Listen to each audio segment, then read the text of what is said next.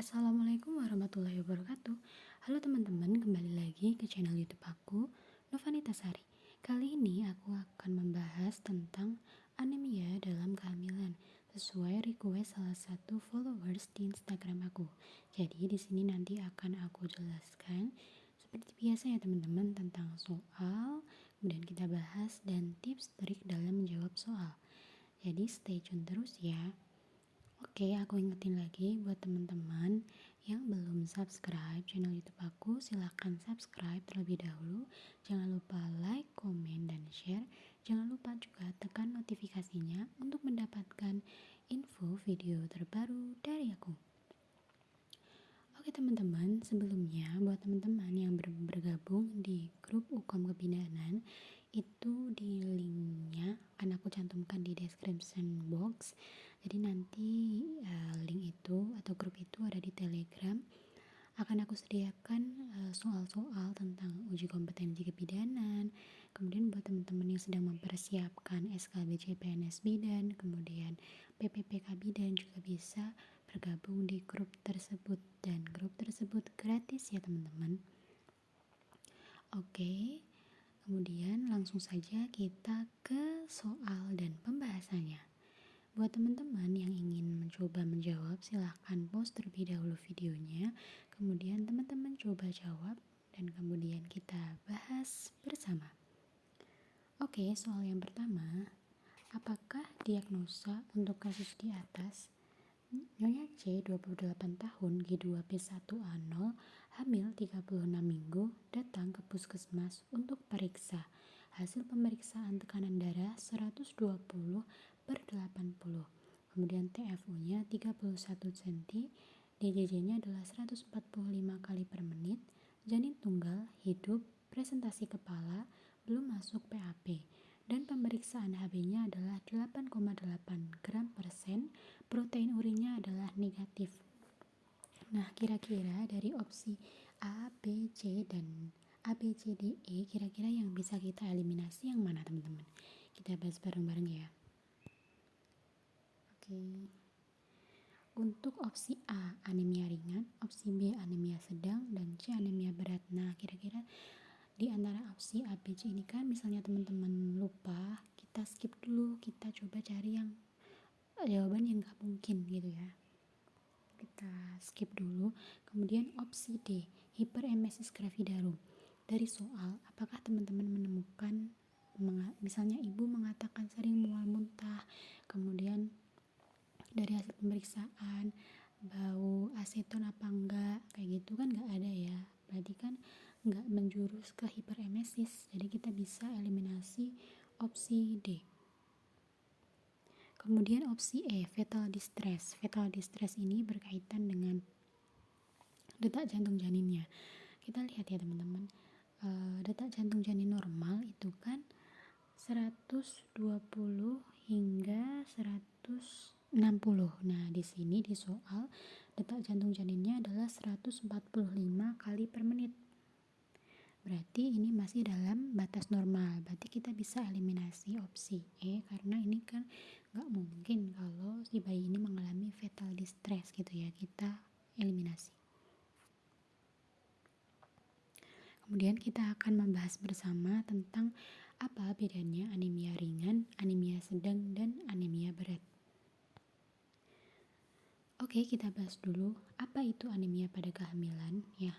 Sebelumnya akan aku jelaskan terlebih dahulu anemia. Apa itu anemia? Nah, ini kondisi ibu yang nggak hamil ya teman-teman ya. Anemia adalah kondisi ibu dengan kadar hemoglobin atau Hb dalam darahnya kurang 12 gram per sen. Sedangkan anemia dalam kehamilan atau ibu dalam kondisi hamil gitu dengan kadar Hb dalam darahnya di bawah 11 gram per sen pada trimester 1 dan trimester 3. Oke, aku garis bawahi ya. Pada trimester 1 dan trimester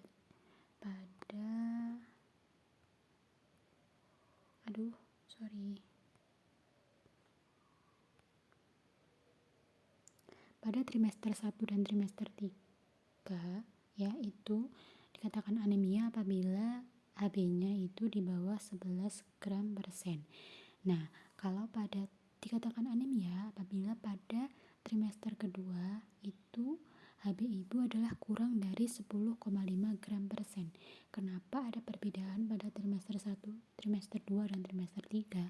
Karena pada trimester 2 ibu hamil mengalami hemodilusi atau pengenceran darah. Makanya teman-teman silahkan ini dicatat baik-baik. Jadi, ibu hamil dikatakan anemia apabila pada trimester 1 dan trimester 3 kadar HB-nya adalah di bawah 11 gram per sen. Dan dikatakan anemia apabila pada trimester 2 kadar HB atau hemoglobinnya adalah di bawah 10,5 gram per sen. Oke, sampai sini paham ya. Kemudian slide selanjutnya akan aku jelaskan apa bedanya anemia ringan, anemia sedang, dan anemia berat.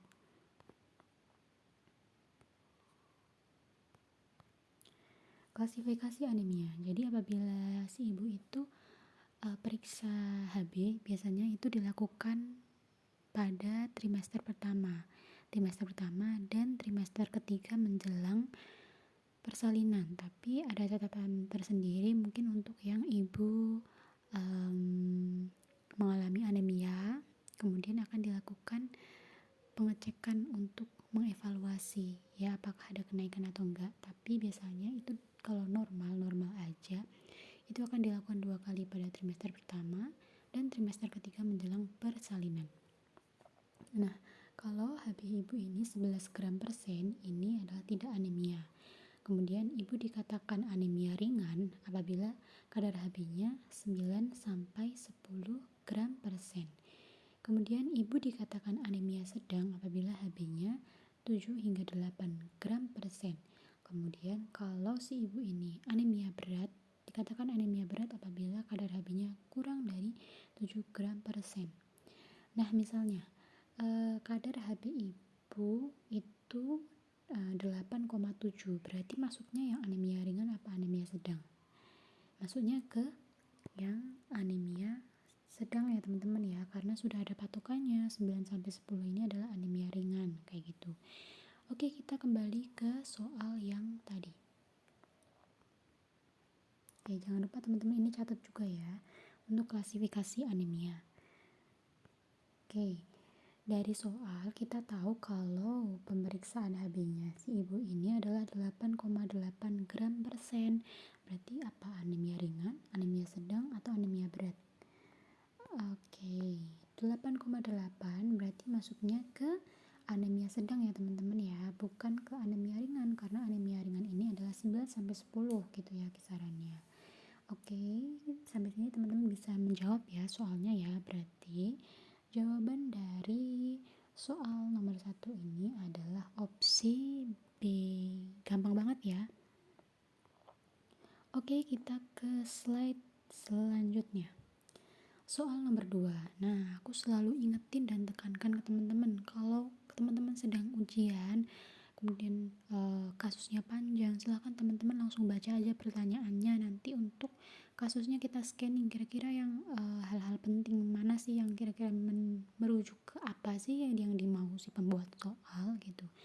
Oke, kita baca soal nomor 2. Apa penata laksanaan untuk kasus di atas? Jadi soalnya adalah Nyonya C, 28 tahun, G2P1A0, hamil 36 minggu, datang ke puskesmas untuk periksa. Ibu mengeluh pusing dan lemas. Hasil pemeriksaan wajah dan konjungtiva pucat. Tekanan darahnya 120/80,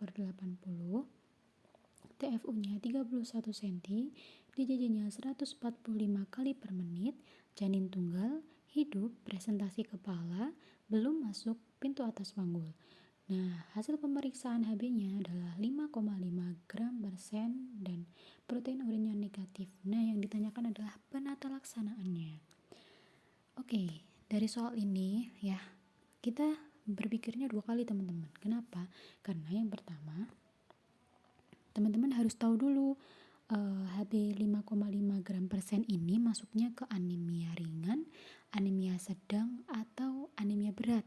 Nah, setelah teman-teman bisa menentukan termasuk anemia yang mana, teman-teman nanti akan aku kasih catatan ya, penata laksanaan dari masing-masing anemia itu sendiri teman-teman. Oke, jadi kita skip dulu soalnya, kita ke materi sebentar ya teman-teman untuk penata laksanaan anemia. Jadi anemia ya teman-teman ya, kalau misalnya HB-nya 11 gram persen, ini kan ibu hamil tidak dikatakan anemia ya, tapi tetap ya kalau misalnya si ibu hamil ini periksa ANC, tetap harus diberikan tablet tambah darah 90 tablet selama kehamilan ya teman-teman ya. Kemudian kalau misalnya si ibu ini belum tahu tentang KIE, cara mengonsumsi tablet tambah darah, kemudian makanan kayak zat besi, teman-teman harus tetap berikan gitu ya, jadi jangan dibiarin aja gitu. Kemudian anemia ringan untuk penata laksanaannya adalah ini teman-teman, anemia ringan adalah diberikan tablet Fe ya, diberikan tablet Fe 1 kali 60 mg, atau mudahnya adalah sehari itu minum 1 tablet gitu ya. Nah, kalau udah itu dilakukan evaluasi selama 1 bulan, apakah ada kenaikan HB atau tidak, seperti itu. Kemudian untuk anemia sedang, coret nih. Oke, untuk anemia sedang ya teman-teman ya, anemia sedang untuk penata laksanaannya itu diberikan tablet Fe 2 kali 60 mg, atau gampangnya minum 2 tablet dalam sehari gitu ya teman-teman ya. Kemudian dilakukan evaluasi 2 minggu apakah ada kenaikan HB atau enggak gitu. Tapi selain diberikan tablet Fe, teman-teman juga sebagai bidan atau tenaga kesehatan tetap si ibu dikasih tahu KIE cara mengonsumsi tablet zat besi, misalnya nggak boleh barengan sama teh, karena teman-teman pernah baca ya, akan menghambat ya proses dari penyerapan zat besi itu sendiri. Kemudian misalnya mengatasi mual muntah ketika mengonsumsi zat besi tablet tambah darah ini, kan ada juga ya ibu hamil dia nggak mau minum tablet tambah darah karena mungkin kok mual gitu, jadi nggak nyaman. Teman-teman harus pelan-pelan kasih KIE gitu ya. Kemudian tetap dikasih KIE, konsumsi makanan kaya zat besi itu apa aja, sayur-sayuran hijau, hati ayam, dan lain-lain. Kemudian kalau si ibu ini mengalami anemia berat ya, dilakukan rujukan untuk mendapatkan transfusi darah. Kalau dia posisinya di PMB atau puskesmas, itu dilakukan rujukan untuk mendapatkan transfusi darah. Nanti tergantung advis dokter akan mendapatkan berapa kov atau berapa kantong gitu ya. Oke, kita balik lagi ke soal ya teman-teman. Dari soal kita kan tahu HB ibu 5,5 ini kan kurang dari 7 gram persen, berarti termasuk anemia berat. Penata laksanaan anemia berat adalah mendapatkan transfusi darah gitu ya. Oke, kita baca dari opsi A. Diberikan tablet zat besi 1 kali 1. Tentu tidak, karena ini sudah anemia berat. Opsi B, pemberian zat besi 2 kali 1. Ini juga tidak ya teman-teman ya, karena ini sudah berat juga, kita bisa eliminasi. Oke, opsi A bukan, opsi B bukan, opsi C, melakukan transfusi darah. Iya betul, tapi teman-teman harus hati-hati, dilihat dulu si ibu ini datangnya adalah ke puskesmas ya teman-teman. Kalau ke puskesmas silahkan dirujuk ya ke rumah sakit untuk mendapatkan transfusi darah. Jadi teman-teman harus hati-hati antara opsi C dan opsi E ya teman-teman ya. Oke, kita lihat ke opsi D, melakukan KIE cara minum tablet tambah darah dan makanan bergizi. Apakah kalau misalnya si ibu sudah anemia berat kita hanya kasih KIE aja? Tentu bukan ya teman-teman ya. Berarti jawaban dari soal nomor 2 adalah opsi E. Gampang banget ya. Oke, jadi tadi aku tekankan silahkan teman-teman catat untuk tata laksana anemia, kemudian klasifikasi anemia, ini juga sangat penting ya. Oke, ini aja yang bisa aku sampaikan ke teman-teman. Sengaja aku kasih sedikit aja, tapi yang penting teman-teman paham. Gitu ya teman-teman ya. Kalau terlalu banyak nanti teman-teman malah bingung, kecampur-campur gitu ya. Jadi bisa itu karena terbiasa. Lebih baik sedikit demi sedikit tapi teman-teman sering belajarnya, tapi bukan malah sehari teman-teman belajar 8 jam tapi habis itu hari-hari setelahnya udah mageran. Itu nanti akan hasilnya sama aja gitu ya. Lebih baik sedikit-sedikit tapi sering, nanti ketika teman-teman menemui soal nanti akan paham, oh ini, oh ini, jadi lama kelamaan akan terbiasa gitu ya. Oke, ini aja yang bisa aku sampaikan. Semoga apa yang aku sampaikan bermanfaat buat teman-teman semuanya. Semangat terus dan semoga teman-teman yang selesai membaca materi ini dimudahkan ketika mendapatkan soal tentang anemia maupun soal-soal lainnya gitu ya. Oke, sekian dulu dari aku. Wassalamualaikum warahmatullahi wabarakatuh. Bye bye.